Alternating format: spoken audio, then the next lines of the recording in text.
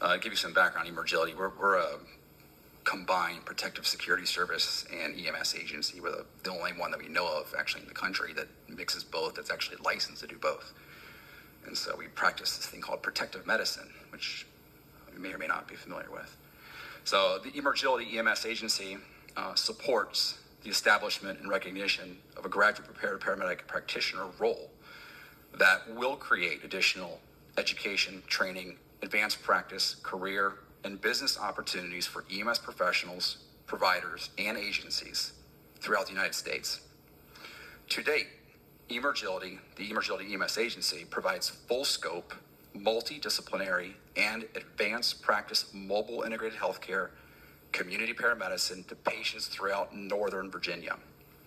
As a progressive EMS agency that integrates the emergency medical responder, emergency medical technician, advanced EMT, paramedic, advanced practice provider, which is our NP and PA, and EMS physician, we experience considerable administrative burdens with cross-certification, licensure, practice authorization, yet we choose to embrace the patient and provider benefits associated with advanced practice in EMS MIHCP. Our patients and providers recognize the value of physician extension delivered by advanced practice EMS personnel and APPs, each uniquely important and mutually exclusive from the other. Notwithstanding a departure from EMS to that of an APP or physician, the pre-hospital EMS clinical career path stops at the level of paramedic. Whereas APP paths are plausible, advanced educational and alternative career options to consider, the same could be said about medical school, dental school, or law school. Each is a departure from EMS. Providing full scope advanced practice EMS MIHCP is not common, as it only seemingly thrives in finite situations and environments.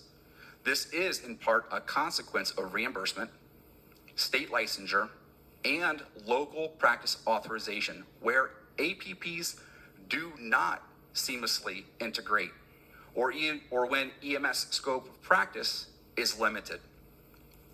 The role of the paramedic practitioner has the potential to ameliorate these administrative burdens, financial burdens, and practice limitations. Additionally, in aging communities, patients may have limited to no options when accessing preventive, urgent, and emergency care. Accounting for roughly 1/3 of EMS calls, aging patients find themselves being forced to a hospital emergency department for assessment and treatment of injuries and illnesses that could otherwise be managed by a progressive EMS MIHCP capability and paramedic practitioner. To date, very few EMS agencies include APPs and an MIH capability to address these issues and opportunities in pre-hospital care. Lastly, while medicine EMS continue to evolve to meet the needs of our communities and patients, we must not ignore the needs of our profession. To maintain career paths with limited progression is crippling to EMS.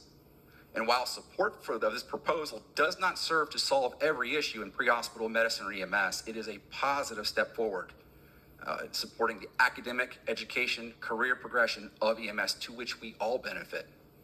For the love of our patients, providers, and profession, we support the graduate-prepared paramedic practitioner role. And just to add a few things here to this, we absolutely appreciate those in opposition who offer opinions and speculation on how we could in the future integrate advanced practice providers in EMS, but who have never done so.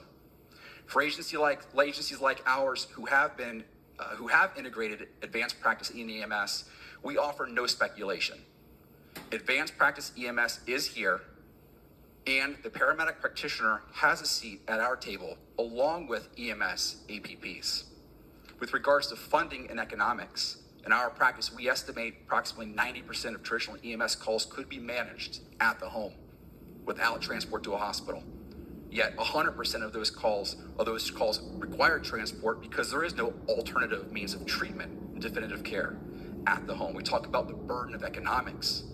If the cost for an ambulance ride is like $800 to $1,200 to a facility that's going to cost Medicare, Medicaid, $2,000 to $5,000 for a treatment that could be otherwise treated at home, reroute that money. EMS would actually have access to more money to be able to pay APPs rather than losing the money to emergency departments and wasting those resources for life-threatening care. Home care nurses, people say home care works. If those of you that work in the field doing what we do, we get called by hospice care, we get called by hospital administrators, because those home care nurses are stripped of their scope of practice maximums. They can't do a lot of things that a paramedic practitioner can do or an APP. And you don't find nurse practitioners or PAs working in home health care at the bedside.